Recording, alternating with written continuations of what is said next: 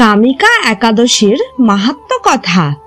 শ্রাবণ কৃষ্ণপক্ষিয়া কামিকা একাদশীর কথা ব্রহ্মবৈবর্ত পুরাণে যুধিষ্ঠির শ্রীকৃষ্ণ সংবাদে বলা হয়েছে।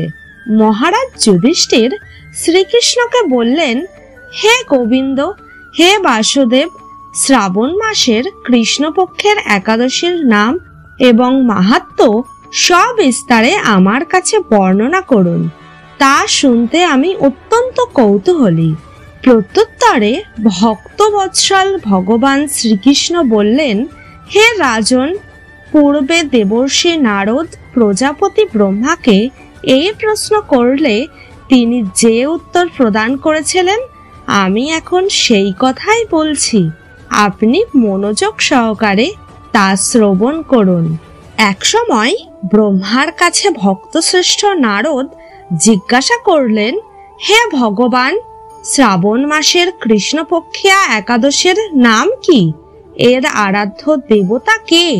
সেই ব্রতের বিধি বা কি রকম এবং এই ব্রতের ফলে কি পুণ্য লাভ হয় তা সবিশেষ জানতে ইচ্ছা করি। আপনি কৃপা করে আমাকে তা জানালে আমার জীবন ধন্য হবে। শ্রী নারদের কথা শুনে ব্রহ্মা অত্যন্ত সন্তুষ্ট হলেন। তিনি বললেন, হে বৎস, জগৎজীবের মঙ্গলের জন্য আমি তোমার প্রশ্নের যথাযথ উত্তর দিচ্ছি, তুমি তা শ্রবণ করো। শ্রাবণ মাসের কৃষ্ণপক্ষিয়া একাদশী কামিকা নামে জগতে প্রসিদ্ধা। এই একাদশীর মাহাত্ম্য শ্রবণে বাজপেয় যজ্ঞের ফল লাভ হয়।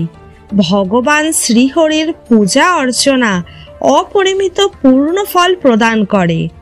গঙ্গা, গোদাবরী, কাশী, নৈমিষারণ্য, পুষ্কর ইত্যাদি তীর্থ দর্শনের সমস্ত ফল একমাত্র কৃষ্ণ পূজার মাধ্যমে কোটি গুণ ফল লাভ করা যায়। সাগর ও অরণ্যযুক্ত পৃথিবী দানের ফল, দুগ্ধবতী গাভী দানের ফল অনায়াসে এই ব্রত পালনে লাভ হয়।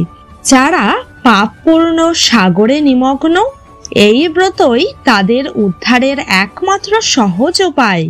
এই রকম পবিত্র পাপনাশক শ্রেষ্ঠ ব্রত আর জগতে নেই।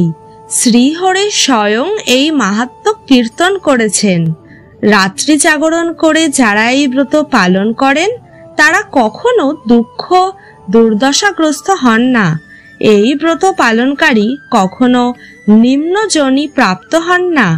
কেশবপ্রিয়া তুলসীপত্রে যিনি শ্রীহরির পূজা করেন, পদ্মপাতায় জলের মতো তিনি পাপের নির্লিপ্ত থাকেন। তুলসীপত্র দিয়ে বিষ্ণু পূজায় ভগবান যেমন সন্তুষ্ট হন, মণিমুক্তাদি মূল্যবান রত্ন মাধ্যমেও তেমন প্রীত হন না। যিনি কেশবকে তুলসী মঞ্জরি দিয়ে পূজা করেন তার জন্মার্জিত সমস্ত পাপ ক্ষয় হয়ে যায়। এ প্রসঙ্গে ব্রহ্মা বললেন, হে নারদ, যিনি তুলসীকে প্রত্যহ দর্শন করেন তার সকল পাপরাশি বিদূরিত হয়ে যায়। যিনি তাকে স্পর্শ করেন তার পাপ মলিন দেহ পবিত্র হয়। তাকে প্রণাম করলে সমস্ত রোগ দূর হয়। তাকে জল সিঞ্চন করলে যমক তার কাছে আসতে ভয় পান। শ্রী হরিচরণে তুলসী অর্পিত হলে ভগবত ভক্তি লাভ হয়। তাই হে কৃষ্ণ ভক্তি প্রদায়িনী, তোমায় প্রণাম করি। যে ব্যক্তি হরিবাসরে ভগবানের সামনে দীপদান করেন, চিত্রগুপ্তও তার পুণ্যের সংখ্যা হিসাব করতে পারে না। তার পিতৃপুরুষেরাও পরম তৃপ্তি লাভ করেন।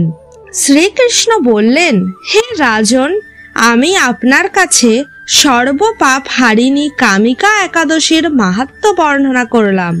অতএব যিনি ব্রহ্ম হত্যা, প্রাণ হত্যা, পাপ বিনাশিনী মহাপুণ্য ফলদায়ী এই ব্রত পালন করবেন ও এই মাহাত্ম্য শ্রদ্ধা সহকারে পাঠ অথবা শ্রবণ করবেন, তিনি সর্বপাপ থেকে মুক্ত হয়ে বিষ্ণুলোকে গমন করবেন। এই হলো কামিকা একাদশীর মাহাত্ম্য কথা।